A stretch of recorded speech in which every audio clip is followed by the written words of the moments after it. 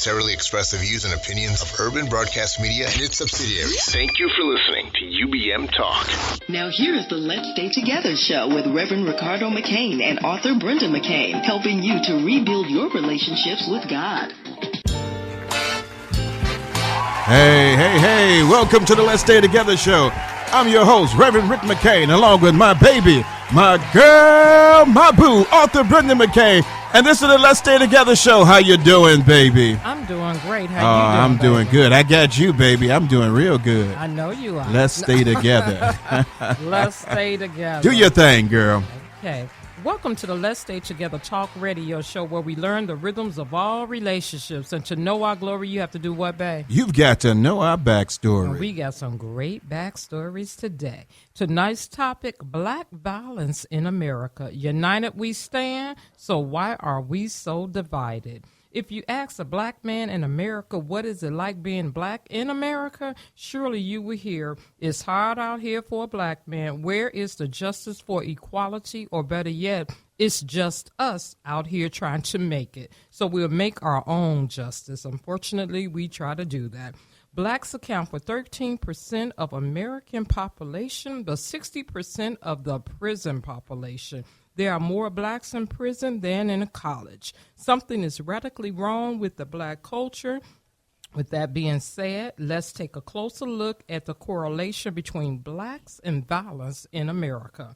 To help us talk about black violence tonight is Laraj Thomas, a.k.a. Romeo Turner. How y'all doing? Raised on the west side of Chicago, Laraj has worked 13 years as a teen youth specialist. He is the king of entertainment. Laraj models and he acts. Now we have also Mr. Raymond Richard. He is an author, Brothers Standing Together, an outreach worker, case manager, and motivational speaker that travels across the country speaking on education and violence prevention. To learn more about our guests, please visit our website at www.letsstaytogethertalkshow.com. And before we get into it, I'm going to tell you what the word says about violence. Say the word, girl. Say the word. Say the word. Matthew 5:21-22 says, you have heard that it was said to those of old, you shall not murder, and whoever murders will be liable to judgment. But I say to you that everyone who is angry with his brother will be liable to judgment. Whoever insults his brother will be liable to counsel, and whoever says, you fool, will be liable to hell of fire. Now, we want you to join into this conversation at 312-754-4333. All right. Hey, we're going to be talking about black violence in America, but for all of our listeners, so we have listeners on Facebook that are around the world that listen to us, this is not only a black issue. It's going to be about African Americans, blacks, violence, but we don't want you to turn away. We want you to learn something about what black violence is about and the positive thing about, what's happening in Chicago. A lot of times, or around the world, a lot of times what you hear is that you just hear about negative things about African Americans all over. Every time you turn the TV on, there's some violence here, violence there. There's all they show is African American violence. But we want to talk about where that contributes from. Where does that come from? Why does that happen and what's going on? So we've got some awesome men here that are going to share their stories and talk to you about some awesome things. And we also have D. Curtis Randall in here for us a second. Man, I want you to do something real quick just before we go on the air. Just tell us a little bit about who you are, where you come on the air as well. Okay, you would catch me when I'm eating. Yeah, that's all right, man. Choo-choo, talk. Hello, everybody. I'm D. Curtis Randall, along with the Praise Posse, and we bring you the D. Curtis Randall Show as we chart down the top 10 gospel hits of the week, leading all the way up to number 1.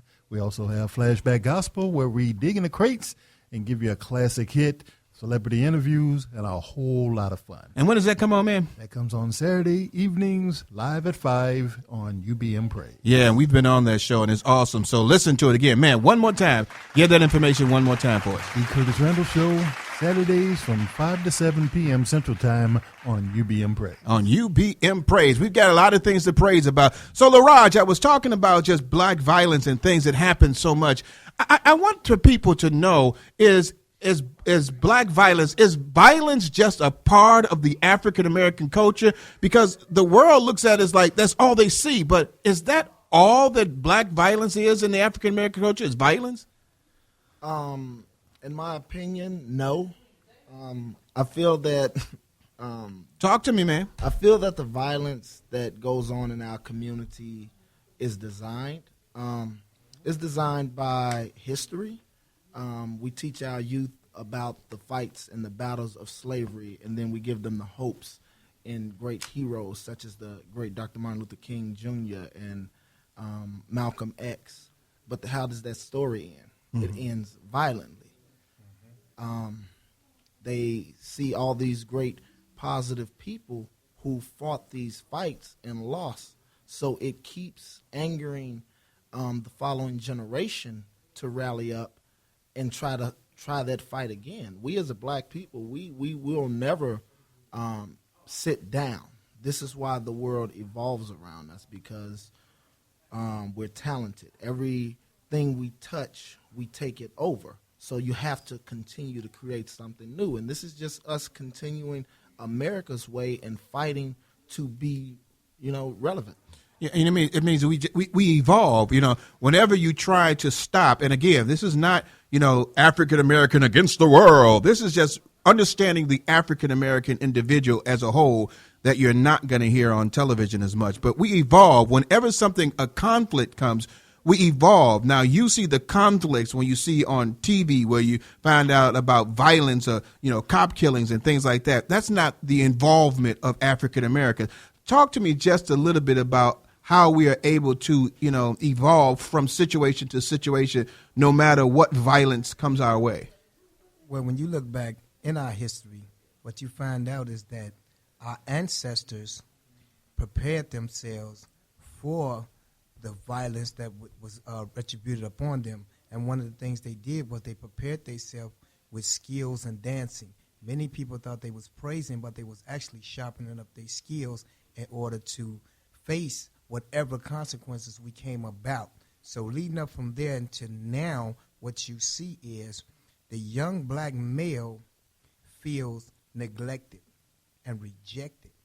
And then if you're coming up in a single-parent home in the inner city, that is even harder, because all you see in here is dope dealers, fancy cars, pimps and players and hustlers. And so it perpetuates an attitude of, I want to be like that. Instead of being like Mike, they want to be like Lil Wayne or Lil Ray Ray and them on the corner. And so we have to take an in-depth look at that when we start to say what's going on with our people and our young black brothers, because if we as a people don't rise up to the occasion, then we will continuously stay where we have always been. And we don't even recognize how far evolved we are, because no matter what, if you ever notice something, and anybody ever notice, no matter what happens to us, just like that old Negro song, we keep coming. We keep coming.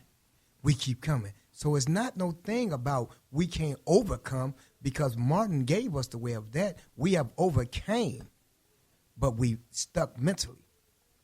Okay, so Raymond, you didn't open up the door for the backstory here. Let's just, for our listening great audience out here, let's do the backstory of why black violence is so prevalent. One of my questions is, do you believe that slavery and racial oppression play a part in why our black men became so violent? Well, when you look at our history, every time you look at it, you see people being beaten. Our ancestors was raped. We were hanged.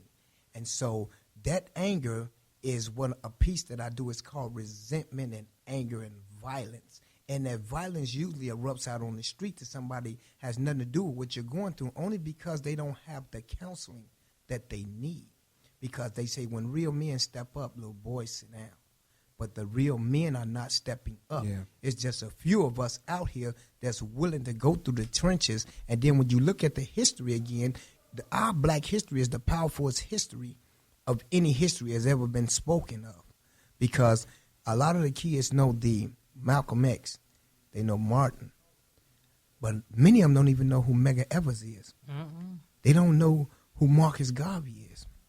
They don't know Fannie Lou Hamer and things of this nature. Just like I used to ask the kids when I go into schools, who was the first black president of America when it wasn't the United States?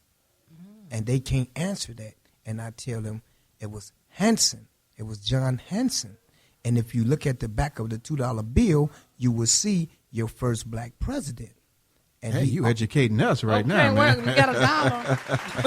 That's awesome. Hey, Laraj, he was talking about that black men stepping up, and thanks, to black men like you that are stepping up. Talk to me a little bit about that stepping up process. Why do you think that so many black men now aren't stepping up to the challenge? It used to be, I'm my brother's keeper, but now it just seems like we're stagnated or disconnected now. I'm my brother's keeper, and that's something I teach the youth when we do our annual African American Male Teen Summit tours, part of the Society of African American Professionals, and it's a lost phrase. Am I my brother's keeper in a world that has been dominated by the strongest being, and that's the black woman? Right. So we are looking at 3 generations panning from the 70s, the 80s, and the 90s, who were spearheaded not by men, because men were at war or men was marching for peace, and these children were raised in these homes without that male presence. So now we're looking at a man growing up being a baby. That movie Baby Boy was so significant. Yeah. Where his mom takes care of him. So you sit back and you look at the kids who were born in the 70s, and you look at the kids who were born in the 80s as well as the 90s. And the masses, they still live at home with mom. They still, have to have that approval. So they don't know how to step up. Every time they've tried to accomplish something good, someone else handed it to them. The criminal system feeds, clothes, and house most of our black men. Yes. That's a good point. And it is true, because, one of the most popular stocks that you definitely don't find out about is prison stock, because it is very high. You'd be amazed. If you just look at it and find out about prison stock, you'd be amazed about how many people are buying into that. And they have to stock them with somebody. And so what I want to do is I want to challenge our listening audience out there that are listening to call us at 312-754-4333. And I want you to come up with any question. I don't care if you think it's racially motivated. Why did black people do that? Come up with anything you want, because what we want to do is we want to take that negativity and give you a solid foundation, an answer that could provide you an understanding as to why certain things happen. Because what you see on television is not what is actually happening in the African American communities.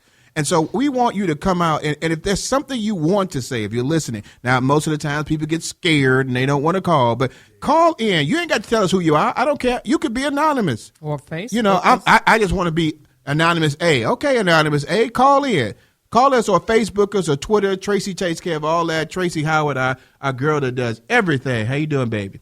You doing all right? Okay. She takes care of everything. How you doing? I'm good. Okay. I just had got a new title, and I forgot it. I'm going to tell you what it is Yeah, later. she gave it a new title or something like that. I call her Renaissance woman. You didn't like that. Yeah.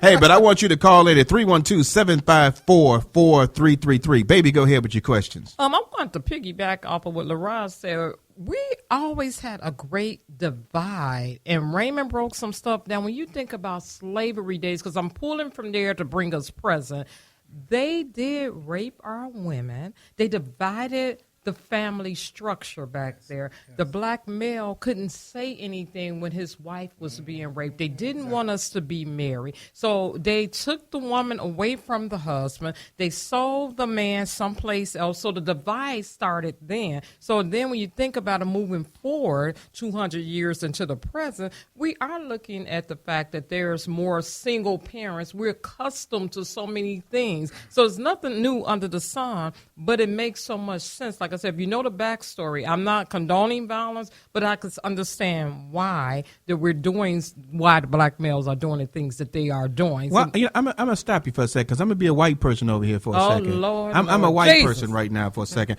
I don't care what happened to you back in, I know you don't. 400, 200 years ago. And that's a point okay, here she goes. Here she goes, Betty Shabazz again. So, Laraj, I see you got something on. I don't care. I didn't cause those issues. I didn't cause those problems. Why should I have to be concerned about